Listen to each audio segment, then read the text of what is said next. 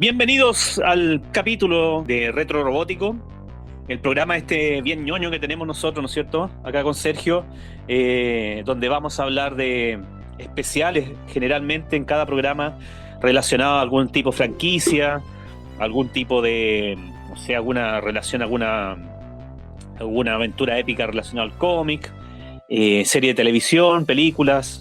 Así que siempre dedicado a una temática en específico relacionado al mundo ñoño, ¿no es cierto? Así que, antes que todo, saludar a Sergio, ¿cómo estás?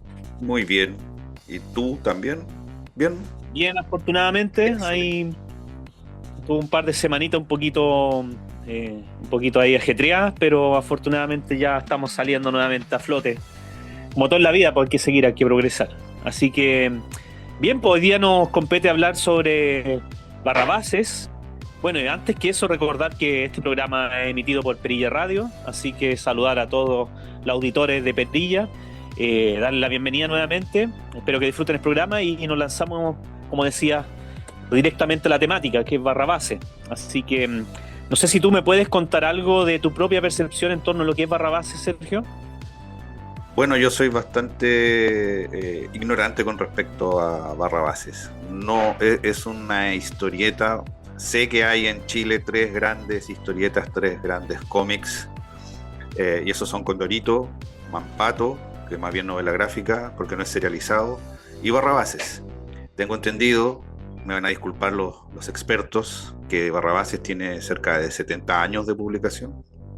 Y bueno, Condorito otros tantos, Mampato, no sé, son cosas que existían, me da la impresión desde incluso que antes que uno existiera también, porque son cosas que están como en los recuerdos de mi infancia. Mampato lo leí tardíamente por alguna razón.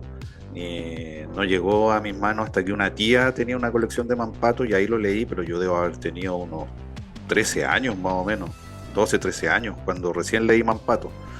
Eh, con respecto a Condorito, bueno, solo leía desde que tengo uso de razón.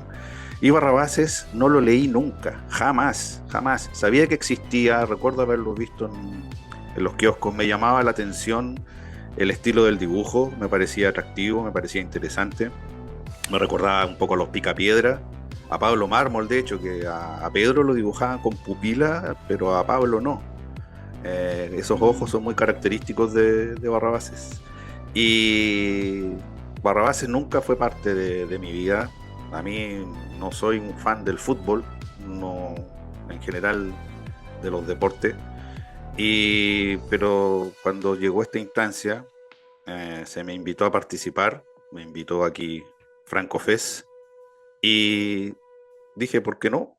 Uno que se considera, o por lo menos yo trato de ser un guionista y un escritor profesional, uno está en condiciones de asumir cualquier desafío. Y esto me lo planteé como un desafío. Y a medida que empezamos a trabajar, me fui encantando de las historias, me fui enamorando de los personajes, fui leyendo para informarme, para documentarme, que es algo que generalmente hacen todas las personas cuando llegan a un proyecto. Recuerdo Bryan Singer, cuando se le encargó los X-Men, se le insistió en los albores de las películas de superhéroes, y él contaba que fue y leyó todos los cómics que pudo de X-Men, y ahí le pasó lo mismo, se encantó con los personajes, se dio cuenta de los paralelos y de los mensajes que había con respecto a las minorías que eran perseguidas, la lucha social, todo eso, ese subtexto, o a veces no tan subtexto que tienen los X-Men. Y a mí me pasó algo similar. Sí, Y pues hay que, empecé, hay que decir, Sergio, que claro, el motivo de por qué estamos realizando un especial específicamente de a Barrabase es porque estamos trabajando en el cómic la que está nueva, saliendo ahora en los diarios, ¿no es claro, cierto? las nuevas aventuras. Y eso es con respecto a mi experiencia. Entré a un equipo de trabajo de gente extraordinaria, gente que respeto mucho, que está la mayoría, hace ya casi 2 décadas en esto del cómic. Y se ha creado una sinergia interesante, se ha dado la cosa rica, como decía Felipe Abello hace muchos años atrás. Y creo que estamos haciendo un muy buen trabajo. Tengo entendido que por lo menos a los fans les ha gustado.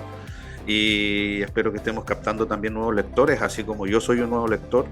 Y a mí me ha gustado, con respecto a los guiones en los que he trabajado yo, rescatar algunos personajes de la historia, no inventarme personajes porque considero que hay suficientes personajes en 70 años. Aparte de Barrabás, a mí me gustan mucho los personajes secundarios. Entonces me interesó, por ejemplo, un detective que se llama John Lupa, con su asistente Watson. Y de ahí se me ocurrió la historia, que esto no es un spoiler porque están publicados en los medios las 6 historias que se vienen, y una de ellas es el secuestro de Rasca. Se me ocurrió qué pasaría si que una historia que es como un filler, como le llaman, que no es un partido de fútbol y que trata sobre eso mismo. Un día desaparece Rasca y resulta que lo habían secuestrado. Y ahí entra John Lupa, el detective más o menos inútil, chistoso. Me encantó escribir a John Lupa. Y también rescaté a Millaray, que fue polola de Pirulete. No sé si saldrán más números, yo solo la encontré en un número. A Millaray y a su amiga Leona, que Guatón quería pololear con Leona, pero Leona le dijo no, porque estás muy gordito. Cosas que se decían eso, el body shaming no existía en esa época, así como un montón de cuestiones que son muy de la época en Barrabás. Recordemos que también le pasó a Tintín, con ciertas representaciones de personajes. Como para iniciar a contextualizar lo que es Barrabás, ¿no es cierto? Y lo que señalas tú, Sergio, ahí podríamos desglosar un poquito más adelante lo que trata cada cosa que estamos haciendo actualmente, ¿no es cierto? Entre eso, adelantabas tú con el cómic que se va a editar en un par de meses, en mayo, creo ya, ¿no es cierto? Porque es un panorama de mi experiencia, como te decía, que sirve como introducción a los lectores, a los nuevos lectores y lectoras que no conozcan Barrabases, que era como mi caso, que solo los conocía de nombre, y con respecto a lo que estamos haciendo, pero tal cual, como tú bien señalas, hay una historia, y como yo dije también, de 70 años para atrás, me parece, y un legado del cual hemos estado bien conscientes y bien cuidadosos y bien respetuosos. Por ejemplo, pese a todas las polémicas, a mí me gustó mucho el trabajo, irregular o no, lo que hizo Bo de Mayo con X-Men 97. Realmente lo disfruté, pese a que, claro, tengo mis objeciones, pero me parece que Bo de Mayo hizo algo como lo que estamos haciendo nosotros. Él partió desde un respeto, desde un amor a la serie original, y creo que, equivocado o no, todos somos creativos, que podemos tener nuestros errores. Él, como showrunner, quizás cometió algunos errores. No estoy hablando de la polémica de su vida personal y los problemas que tuvo con Disney, estoy analizando simplemente los capítulos, la temporada, y si del 1 al 10 yo le tengo que poner un 9. Entonces yo esa es la forma que me estoy aproximando a Barrabases, y con eso ya creo que hablé suficiente de lo que es el Barrabases actual. No sé si tú quieres partir con tu experiencia y cómo llegamos a trabajar en este proyecto. Claro, bueno, antes que todo, igual yo creo que para contextualizar a los que están escuchando, si bien lo que dices tú tienes razón, o sea, Barrabases de los Big Three, como dice, ¿no es cierto? Así como están los Big Four en el metal, están los Big Three en el cómic chileno, los grandes tres. Y eso eran los que dices tú, Condorito, Wilman Pato y Barrabases. Y bueno, Barrabases fue una creación de Guido Vallejo, ¿no es cierto? Eso fue creado, si no me equivoco, como en el 53, o sea, hace calete tiempo. Y por lo mismo, por ese contexto, claro, han pasado muchas cosas y han habido muchos cambios culturales. Entonces, obviamente hay cosas que se tienen que ir modificando, cosas que lo que estamos tratando de abordar ahora es adaptar un cómic, ¿no es cierto?, que nació hace ya bastante tiempo a la actualidad, con cosas de la actualidad, tanto en lo que involucra la idiosincrasia nacional, social y mundial, y también con cosas relacionadas al fútbol, ¿no es cierto? Cosas relacionadas con tecnología como el VAR, ¿no es cierto? Y otras cositas por ahí. Lo que sí, Barrabases también tiene algo muy destacable a nivel mundial, que es el primer cómic, ni siquiera de fútbol, sino el primer cómic deportivo infantil a nivel mundial. Entonces, antes que los supercampeones, antes que un lote de cosas, fue el primero y fue pionero en eso a nivel mundial. Así que eso también es algo que destaca mucho en torno a esta franquicia. Y yo creo que lo esencial de Barrabases y la riqueza está en sus personajes. No solamente el equipo de fútbol de por sí, porque también hay que convenir de que a veces el fútbol es una excusa para contar otro tipo de historia. Eso con Sergio lo hemos conversado, y bueno, lo mismo de John Lupa, que es un asunto de una investigación privada, está adosado al fútbol, lo que pasa en Barrabases, pero estrictamente es una excusa también para poder contar esta historia. Muchas veces, y en un gran porcentaje relacionado al fútbol, pero en otras ocasiones también saliéndose un poquito de lo que es, sin dejar el fútbol de lado, obviamente. Es como el Chavo del Ocho, todo pasa en la vecindad, está relacionado a la vecindad, pero a lo mejor eso de la vecindad era una excusa para contar historias, no sé, en contra del bullying o relacionado a otro tipo de temática, ¿no es cierto? Bueno, y también me gustaría contextualizar de que Barrabases, todo el mundo esto lo sabe, son 4 épocas las más destacadas de Barrabases, que está la primera, que fue del 53, 54 hasta los 60 y tanto. Después tuvo un lapsus como de 7 años y volvió del 70 al 73. Eso fue con la editorial Quimantú. Me imagino que lo del 73 tiene que haber sucedido algo ahí con lo del golpe de Estado y todo el asunto que se cortó. Volvió el 74 hasta el 80, que es como de la época en que yo lo recuerdo más, ¿no es cierto? Que es como esa época más estilizada.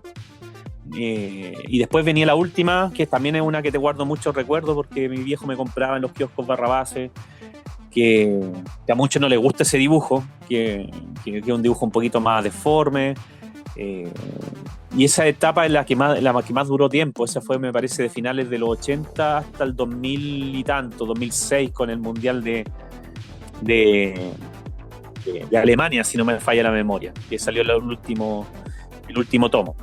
Y eso son las etapas, la grande época de Barrabases. Nosotros pretendemos, no sé si una nueva época, pero sí empezar a contar nuevas historias, sumarla a lo que es todo el pergamino de cosas que ha contado Barrabases, hacer cosas relacionadas a la actualidad. Y eso, en cuanto a personajes, están los principales, ¿no es cierto? Sam, Mono, Roque, Ciruela, Pelusa, Chico, Torito, Bototo, Pirulete, Guatón, Pelado, Palmatoria. Palmatoria siempre está en la banca por alguna razón, siendo que es uno de los mejores. Es que choca ahí con Pirulete un poco en la posición. Está Mr. Pipa, Cacharro, Don Pepe en la banca, y está el Che Bombacha, que es como el chantilly que anda dando vuelta, que también es uno de los principales. De esos personajes, Sergio, ¿cuáles son los que más te llaman la atención? Mira, aprovecho de mencionar también al profe Ñeque, al doctor Serrucho, a don Ricachón, que todos han aparecido también. Y mi favorito es Guatón. Guatón para mí es la contraparte de Pirulete, porque Pirulete es como por lo que yo percibo, es perfecto. De hecho, en uno de los cómics, no quiero hacer spoiler, pero se llega a cierta conclusión, la tienen que haber visto en la portada, la magnífica portada de Franco Fez, del hombre de Vitruvio. Este es el Pirulete de Vitruvio. Con eso estamos demostrando que hay una cosa, o sea, Pirulete vendría siendo como el jugador perfecto. Y eso también lo van a ver cómo se traduce en otro capítulo de nuestros colegas Perfilman y Rodrigo Rivert y Sebastián Castro. Por algo hacen un cyborg de Pirulete. Y Guatón me parece que es como donde Pirulete es como más considerado, respetuoso, virtuoso. Guatón es como representa el lado más como, digamos, irresponsable, egoísta. Y esa es la forma en que lo veo yo, por lo menos. También cuando tenemos una nueva etapa, podemos acentuar o también tomar a los personajes de la forma en que nosotros consideremos que también, como hablamos de una actualización, que están más acorde con los tiempos, como está la historia del Guatón Influencer también. Quizás si había alguno de los jugadores que se hiciera influencer, iba a ser el Guatón precisamente. Y me gusta, es un personaje que me gusta mucho. Bueno, yo estoy desarrollando a Millaray también, porque yo, si me conoce alguien un poco de mi trayectoria, yo soy el creador de Atómica, y tengo muchos personajes femeninos también en mis novelas. Generalmente son personajes femeninos, y de repente aparecen personajes. Por ejemplo, me gustó mucho Paquidermo. Paquidermo es un jugador de un equipo rival. Creo que está en el de Pata Loca, ¿verdad? Corrígeme si me equivoco. Era del equipo Pataloca. De Pataloca, que está en estos momentos, es el número de este mes, dibujado por Franco Fez, con guión de Ivo Herrera y mío también, rotulado mío. Y ahí aparece Paquidermo y me gustó mucho ese personaje. Es como grandote, medio torpe, lo vi yo medio inocente también, manipulado. Y me recuerda a unos diseños del creador, no recuerdo en estos momentos el nombre del creador de Popeye. Pero esos personajes también se acercan bastante a estos diseños de esta etapa que es la que nosotros estamos reviviendo y que nos gusta más.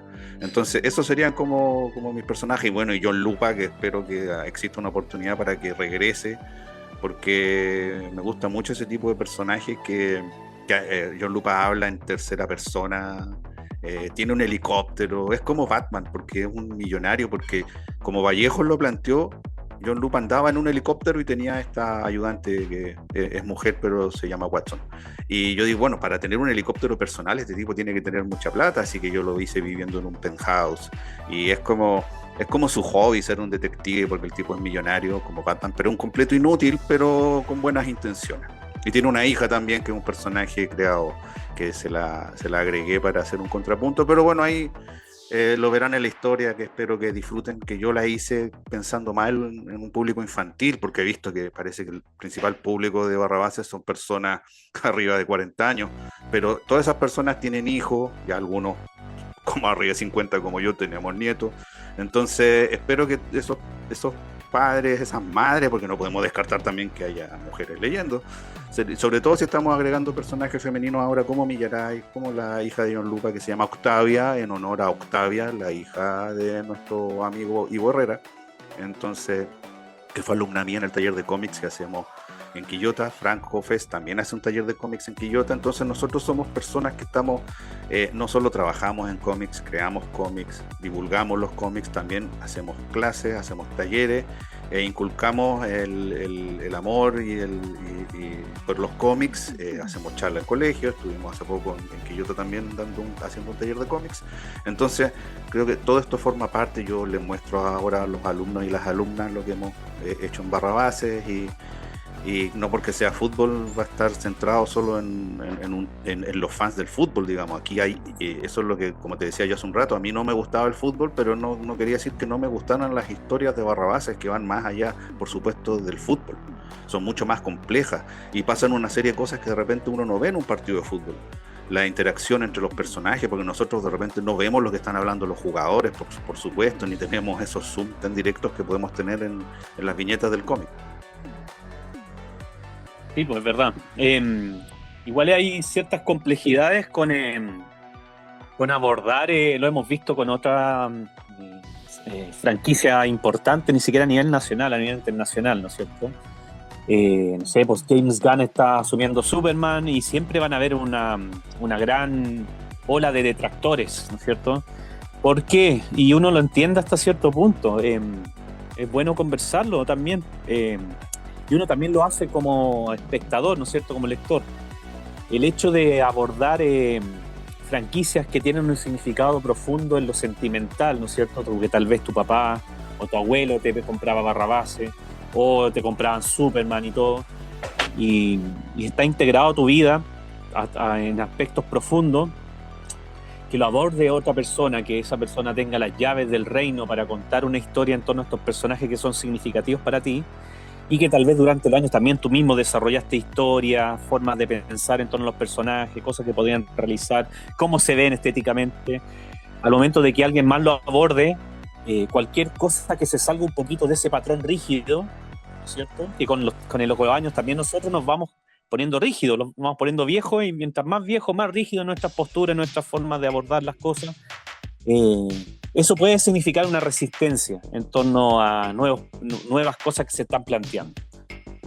Por lo mismo, esto lo hemos discutido harto con el grupo, con los chiquillos. Hay que decir que los que estamos editando las nuevas aventuras de Barrabases ahora es un grupo que involucra varias personas, entre ellos Sergio, ¿no es cierto?, en guión y rótulos, como yo también en dibujo, en edición, y ahí también me meto un poquito en la estructura de lo que es el guión, el arco argumental. Ivo Herrera, que fue el que hizo el guión de este último número, que es el de Pataloca, que está ahora en este momento en kiosco. Está lo de Seba Castro, que también el creador de Los Guardianes del Sur, que también es un experimentado autor de guiones, que él trabaja junto con otro grupo, con Per Filman, que también es otro dibujante, muy conocido, ¿no es cierto?, creador del personaje Per Filman. Y en primera instancia, y en el del cómic de Rasca, tenemos como exclusivamente invitados para esos 2 números a Oliver, que aportó en el arco argumental de ambos, en algo, en el de Rasca no, pero en el primero el sí. de Rasca es completamente mío. Oliver hizo el de Palmatoria, eso fue su argumento. Es que aquí tenemos, claro, es que de repente... Pero me falta Pilacho, nombremos a Pilacho antes de que cerremos el equipo, que es el otro dibujante, que él va a dibujar que dibujó el primer cómic, y va a dibujar el de Rasca. Entonces, sí, dibujó 2. Claro, entonces para contextualizar al equipo, entre varios estamos tratando de demostrar una visión que a lo mejor en dibujos no son completamente parecidos, obviamente tratando de mantener la estructura básica de lo que es Barrabase, sobre todo yo creo que de la tercera época, que es la que más me gusta en torno a dibujo a mí, pero también que haya un arco argumental central y esté un poquito más serializado.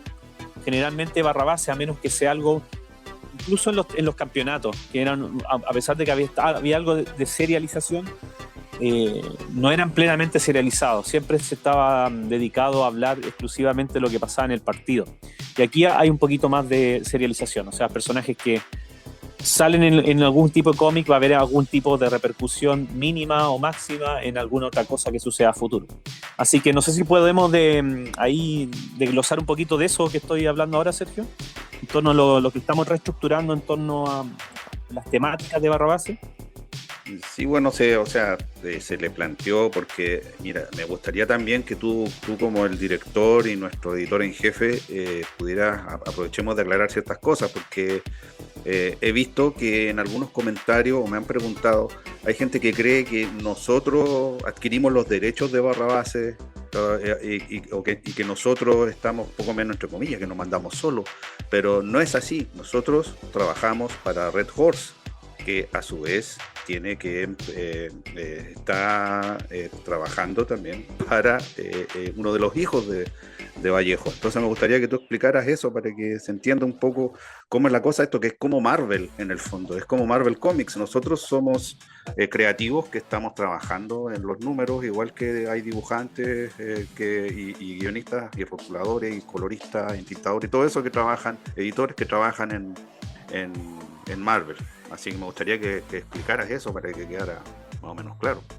Sí, bueno, a empezar porque, a ver, yo me he metido en algunos foros, yo soy parte de algunos foros relacionados a Barrabase y producto de lo que hablaba recién, he visto un poco de esta resistencia en torno a nueva aventura, ¿no es cierto? Algunos lectores tal vez prefieren que se reimpriman constantemente las cosas que se han hecho antes, que también es algo válido, porque tiene el nombre o la estampa de Guido Vallejo, que es el creador inicial, y se resisten un poquito no al cambio de por sí, porque convengamos que yo quiero ser garante como editor de que lo que se haga en torno a estas nuevas aventuras de Barrabase mantenga la esencia de lo que es el original, ¿cierto? Que no transgredamos eso. O sea, para que la gente de por sí, los lectores, puedan abordar las nuevas aventuras desde un mundo en común, ¿no? Que nosotros nos estamos saliendo mucho de márgenes. Hay que aprender de la experiencia, como lo que pasó con He-Man, con Kevin Smith, ¿no es cierto? Que en la primera temporada rompió mucho lo que es la esencia principal de lo que era He-Man, y ahí se entiende plenamente lo que es ese conflicto con el lector clásico, con la persona que lleva años enamorado de estos personajes. Entonces nosotros tratamos de evitar eso. Obviamente, bueno, en tu caso, Sergio, también incluye mujeres dentro de la temática, pero no nos perdemos de la perspectiva que lo central son los personajes, los 11 jugadores y la banca y el universo que es Barrabase, que también involucra directivos, involucra a gente relacionada al fichaje, gente relacionada a los locutores, ¿no es cierto? Así que está todo eso engrasado dentro de lo que pretendemos proyectar como Barrabase. Ahora, volviendo al punto, lo que sale en estos foros es un poquito lo que dices tú. Creen que nosotros estamos a cargo plenamente de todo lo que involucra la edición de Barrabases, cuando lo cierto no es así. Nosotros lo único que hacemos es desarrollar exclusivamente 16 páginas, porque eso es lo que nosotros tenemos como máxima presupuestaria para poder desarrollar una historia. Así que con 16 páginas en cada tomo, nosotros tenemos que tratar de abordar lo máximo que se pueda en torno a las ideas que queremos proyectar de Barrabases. Tanto lo que ha salido ahora de Palmatoria, de Pataloca, y esa limitancia a lo mejor muchos alegan de que es muy corto el cómic, de que para hacer Nueva Aventura y que salga en la portada Nueva Aventura casi la mitad del cómic viene incluido un cómic antiguo, y tal vez entiendo eso de que a muchos no les guste más encima el cómic antiguo que viene porque se ha repetido. El dibujo no es el de los favoritos de la mayoría. A mí también mi favorito, si me preguntan, el del año 70 en torno a dibujo. No sé en cuanto a guión. En guión hay cosas buenas, sí, en los últimos periodos. Pero eso incide en que el foco de atención de los que están comprando la revista se ciña en lo malo y no en lo bueno, que lamentablemente yo prefiero que la crítica, si yo soy justo y yo lo hago también, que sea precisamente eso, que sea una crítica justa, o sea, velar por lo que es bueno y lo que es malo dentro de lo que se está editando. El contexto de la publicación y cómo sale al mercado, sale a kiosco, eso es estrictamente una decisión de la casa de publicación, la casa que publica, que son Red Horse. Lo hemos conversado, nosotros sugerimos cosas, pero obviamente a lo que nos compete a nosotros es realizar lo mejor posible esas 16 páginas, y lo tomamos con la responsabilidad y con el cariño que tenemos por la franquicia. Yo en lo particular, desde niño dibujando Barrabases. Yo sé que muchos también lo involucrados, Perfil Mance, que es fanático, igual que el Ivo, así que bajo esa premisa tratamos de proyectar lo mejor que se pueda Barrabases, ¿no es cierto? Entendiendo que es una responsabilidad grande. Partimos por el dibujo, queremos que los dibujantes ahí se la jueguen con todo relacionado a la historia, que se vea bonito el trabajo, bien jugado, con paneles modernos, con colores llamativos. El arco argumental también, hubo amplias discusiones de qué abordar, porque por un lado no queremos repetir demasiado las temáticas, porque son del 53 que se llevan editando historia. De hecho, en muchas etapas de Barrabases incluso redibujaron historias y reimprimieron historias ya existentes, con distinto dibujo tal vez, y a lo mejor puliendo ciertas cosas del guión. Pero eso existe. Lo que queríamos hacer nosotros, ya que tenemos alrededor de 20 capítulos, de 16 páginas cada uno, con las limitancias que eso tiene, tratar de abordar cosas nuevas, cosas entretenidas, cosas relacionadas a la actualidad. Hay que recordar de que estos personajes son adolescentes, en un principio eran niños, ahora hace mucho tiempo pasaron a ser tipo adolescentes, cada vez se sienten un poquito más grandes, y tocar temáticas relacionadas a la adolescencia actual, no de los años 90, de los 70, de los 80, sino algo relacionado a la actualidad. Por eso, por ejemplo, es importante hablar del VAR en relación al fútbol actual, a las cosas actuales que están relacionadas al fútbol, y también cosas relacionadas a la sociedad moderna, que es como lo de ser influencer, lo de los celulares, lo de la tecnología. También abordar cosas relacionadas a capítulos clásicos, a lo mejor qué sucede con el pirulete biónico en la actualidad.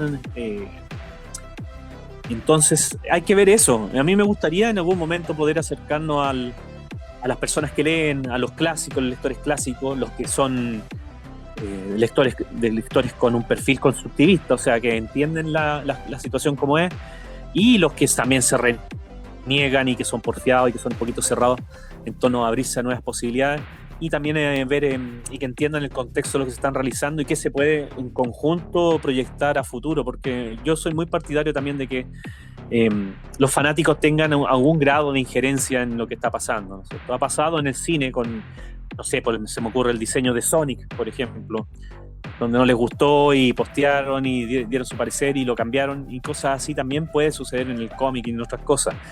No quiero que sea monólogo. ¿Qué opinas tú al respecto de esto, Sergio? Y bueno, me parece importante establecer que nosotros no somos responsables de la segunda historia. Nosotros somos responsables de esas 16 páginas, pero nosotros no elegimos la historia que viene después, digamos, esa historia antigua que se vuelve a imprimir. Como tú dijiste, esas son decisiones de la casa editorial. Nosotros no tenemos injerencia ahí. Y como tú dices, yo también he visto comentarios donde el comentario que veo es como, oh, mira, aquí imprimieron esta historia de, no sé cómo se llamará, por ejemplo, no me acuerdo, pero es muy mala, es de las peores, y por qué el dibujo es feo, y por qué reimprimen esa. Y claro, son fans y lectores que ya tienen todas esas historias, entonces en el fondo les estás dando más de lo mismo. Como yo decía la otra vez, hay un capítulo de la Stacy Malibu cuando Lisa se da cuenta que esta muñeca, que es la Barbie de los Simpsons, era muy superficial, reforzando estereotipos femeninos arcaicos, y ella creaba su propia muñeca, que se llama algo así como Lisa Corazón de León, y nadie la compraba. Y volvían a la fórmula antigua, y ella trataba de hacer entrar en razón a las niñas y a Smithers, que era un gran coleccionista, y era la misma muñeca pero con un sombrero nuevo.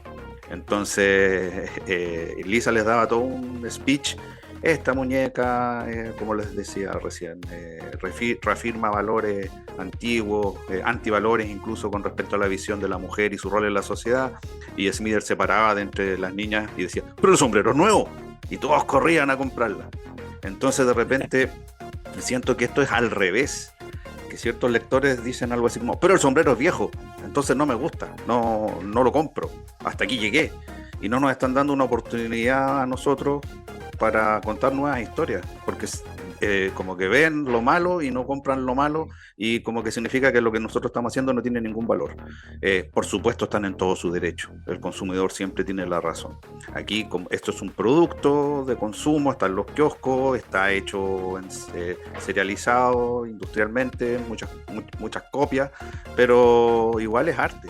El cómic es el noveno arte, entonces también y nosotros también nos involucramos como artistas, como profesionales, de lo mejor que podemos. Y claro, ellos, los lectores, siempre uno no tiene que ir a discutir con los lectores como hacen hacen otros creadores, incluso en Estados Unidos, y no, son opiniones, son críticas, son visiones. También he visto gente que dice como, bueno, si no te gusta no lo compres nomás. Entonces eso me parece importante aclararlo.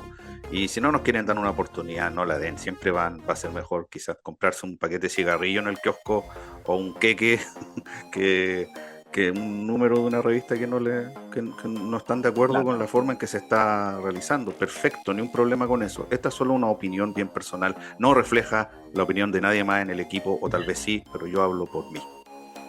Sí, pues aparte que lo que sí puedo destacar de lo que es la decisión de la casa editorial es que está barato, o sea, 3 lucas igual no es no que hay desfalcado en el mes por comprar un tomo, si es que eres fanático de Barrabás. Yo en lo particular siempre compro una que otra cosita de Barrabás, así que la idea es que si es que les interesa, les gusta, apoyen nomás, porque tenemos todavía muchas cosas que contar. Estos personajes no pueden...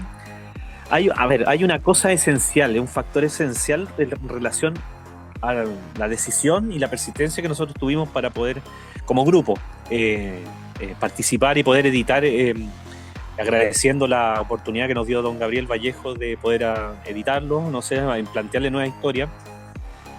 Hay una razón particular, que el asunto de Barrabás es una franquicia, más allá de que sean de los 3 más grandes del cómic nacional, es por una razón, es que está inserto profundamente en lo que es la idiosincrasia chilena. Está inserto tanto nosotros cuando éramos niños, en nuestra historia personal, pero también está en la historia social del país, en lo que pasaba con el fútbol, que está muy ligado a lo que es el fanatismo de muchos de los que disfrutamos, ¿no es cierto?, de este deporte. Hay paralelismo, hay invitados durante los años que han salido en las páginas de Barrabás. Los personajes, siempre hay un guatón, hay un chico, hay un personaje como Pirulete, un torito, entonces también nos identifican también con los compañeros de curso, en Palmatoria, ¿no es cierto? Entonces lo que la importancia de Barrabás, de Guzmán Pato y Condorito, y de la permanencia, que estén constantemente presentes en nuestra idiosincrasia, es necesario, hay un valor importante en ello. Entonces, el hecho de que esté, es como el mito, si se permanece en las bibliotecas empolvado, sin que se replantee, sin que se modernice, se empieza a agrietar, se empieza a volver añejo, se empieza a morir. Lo mismo pasa con estos personajes. Estos personajes los dejamos en las historias que quedaron en el 2006 para atrás y nunca se vuelven a plantear nuevas historias, nuevos desafíos con los personajes, explorar nuevas cosas que a lo mejor nunca se han explorado con ellos, incluso con sus enemigos, con Cañoncito, con Burro, con Pata Loca. Estos personajes se empiezan a grietear, se empiezan a poner añejos, van a quedar ahí en los estantes de los que fuimos viejos lectores de Barrabás, y ahí van a morir. En cambio, si empiezan a salir de kioscos, si el papá tiene una excusa para que con el hijo puedan leer las nuevas aventuras de Barrabás y los niños se puedan interesar en estos personajes nuevamente, es una oportunidad para perpetuar esto que es tan valioso en nuestra idiosincrasia, que es el pilar fundamental de lo que esos personajes de cómic a nivel nacional son muy importantes.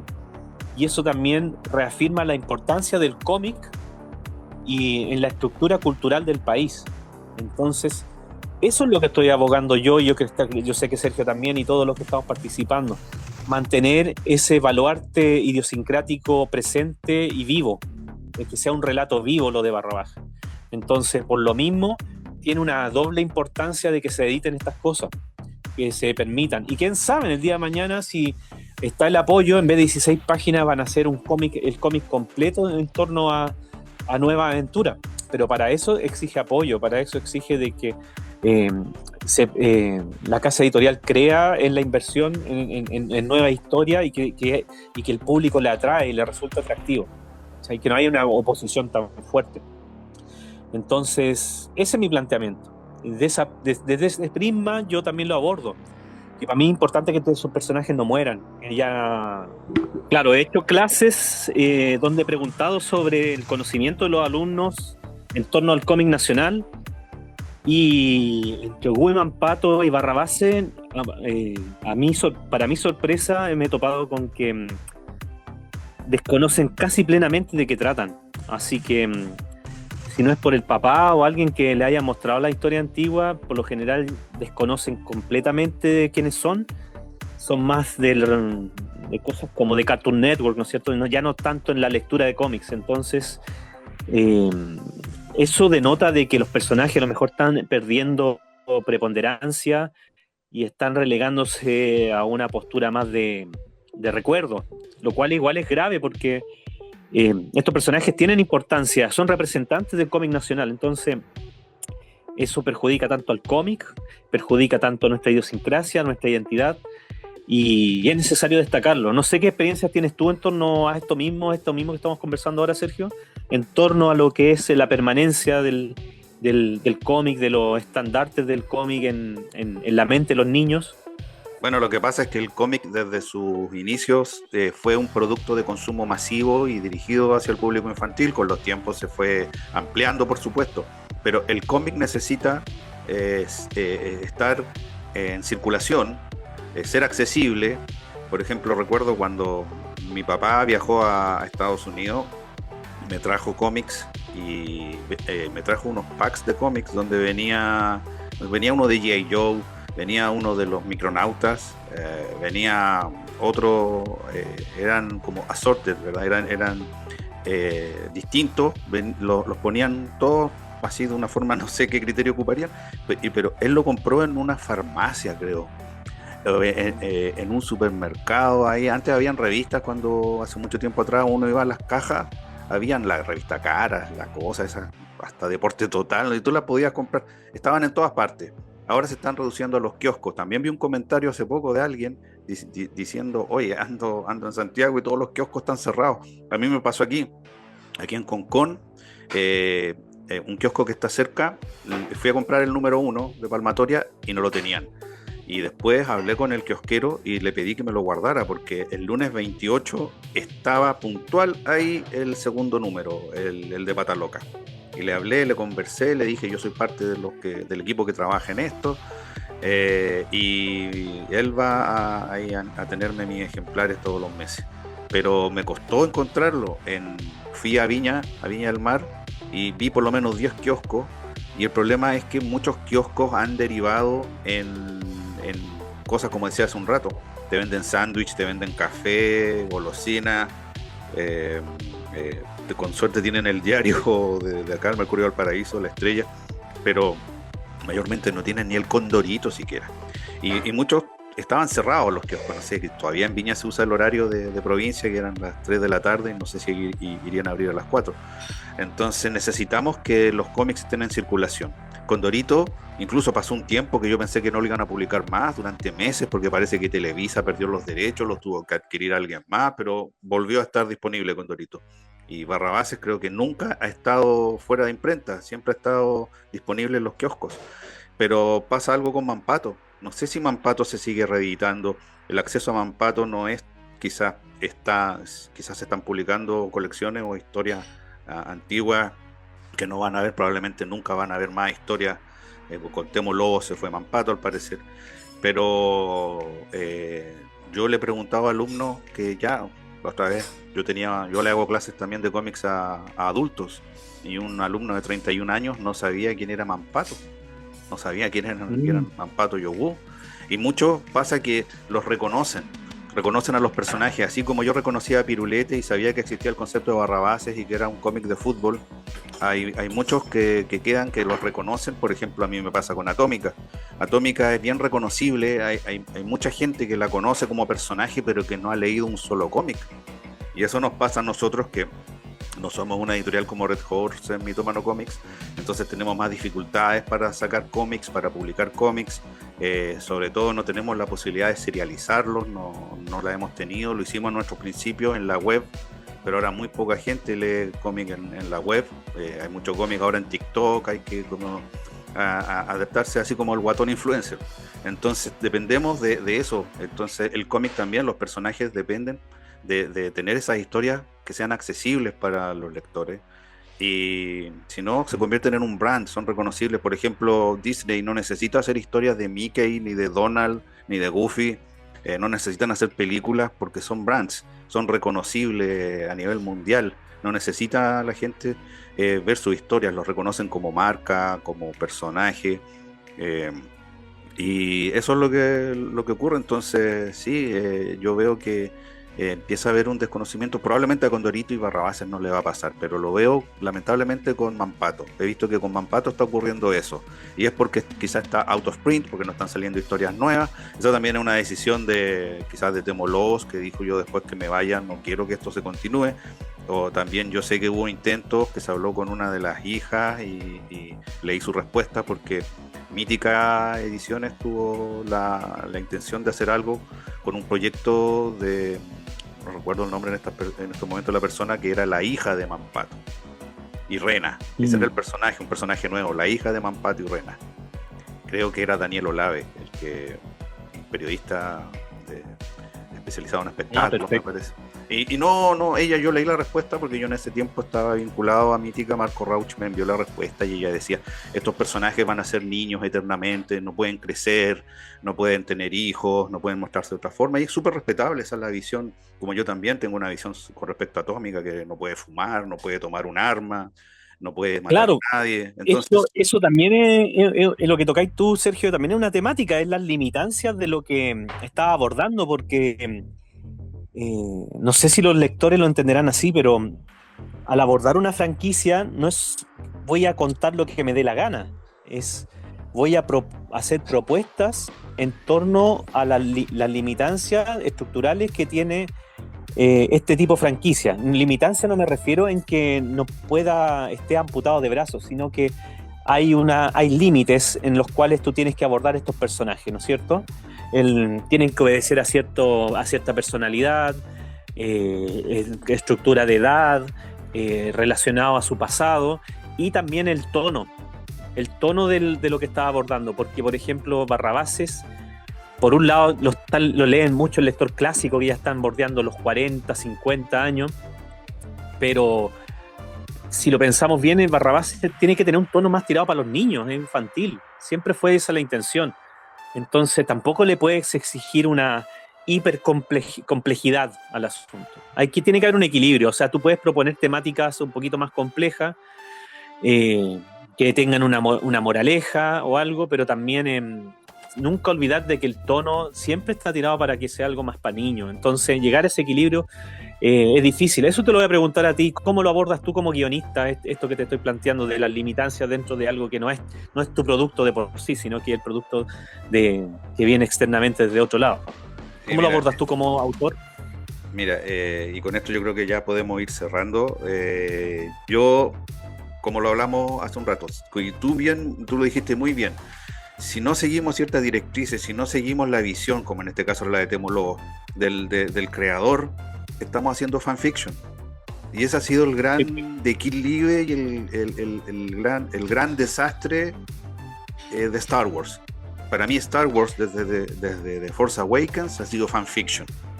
Y eso fue una responsabilidad de George Lucas. Bueno, allá él lo vendió, y vino Kathleen Kennedy, vino todo el mundo y hicieron lo que se les dio la gana. Entonces, si uno no respeta esa visión, hay creadores que se encargan de dejar bien estipulado el personaje, puede hacer esto otro, y si no lo hace, es una versión alterna, es una variante, es un fanfiction.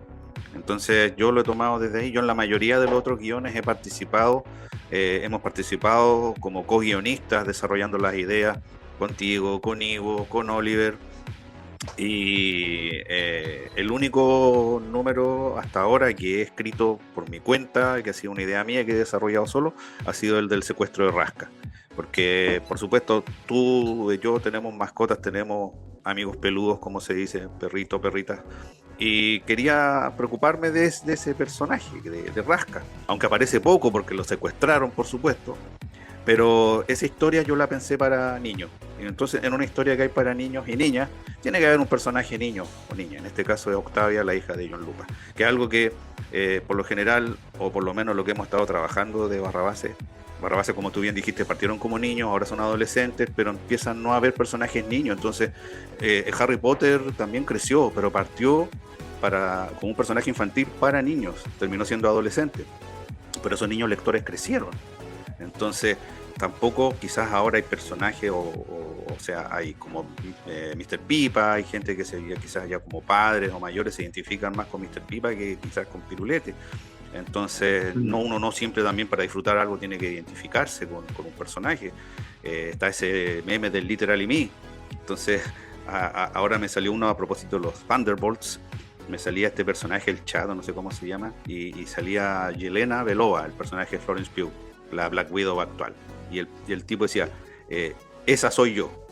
Entonces uno se puede proyectar perfectamente en un personaje que no sea, no porque uno es latino, dice, ese personaje es latino, yo me puedo identificar con él. Puede ser el Capitán América, puede ser Hulk, puede ser Black Widow, etcétera. Entonces yo creo que por ahí va la cosa. Al final, con esto termino, porque yo creo que ya tenemos que ir cerrando. Esa es mi reflexión con respecto a lo que me habías preguntado. Ya, perfecto. Sí, me parece bien, y está bueno también para plantearlo a los auditores qué opinan en torno a esto, esta filosofía. Están los casos de Star Wars, de He-Man, de alguna tipo de franquicia donde han sido mañoseados más que tocados con respeto, abordados con respeto, y claro, ahí uno se entiende la poca fe que a lo mejor tienen en nuevos creadores aborden personajes clásicos. Por lo mismo, para nosotros es importante que los personajes y lo que se está creando refleje mucho la esencia de lo que es Barrabases y no se salga mucho de esos márgenes. Y nos queda tanto por contar también. Y uno puede hacer cosas sin necesariamente nuevas, sin necesariamente salirse de los márgenes. Por ejemplo, a mí se me ocurre hacer en algún momento un cómic donde los de Barrabás estén sentados en la galería y estén viendo un partido entre, no sé, Cañoncito contra el Burro, que son dos rivales bien acérrimos de Barrabás. Imagínate un partido de ellos nomás, abordándolo desde esa perspectiva. Entonces se pueden hacer cosas interesantes, entretenidas, pero para ello también hay que dar la oportunidad de que suceda. Así que con eso cerramos, Sergio. Me parece, entonces los esperamos en un próximo Retro Robótico y con otro especial y otro tema que espero sea de interés de los radios. Y con invitados. No descartemos que podemos hacer una segunda o tercer capítulo de Barrabases con algunos de los otros integrantes del equipo. Así que eso, agradecerle que nos hayan escuchado, agradecer a Perilla Radio, atento. Vamos a salir todos los martes por Perilla, si no me equivoco, aunque está por confirmar a las 22 horas, así que todos los martes a las 22 horas ahí para que estén atentos a sintonizar, y ahí vamos a estar hablando cosas entretenidas y lo vamos a repetir en nuestro YouTube, vamos a repetir los capítulos, así que los que se lo hayan perdido pueden ir directamente a Mitómano Comics Editorial y escuchar los capítulos anteriores. Así que eso, te mando un abrazo, Sergio, y nos estamos escuchando en una próxima ocasión. Igualmente, nos vemos, chao, nos vemos, chao, nos vemos, chao, nos vemos, chao, nos vemos.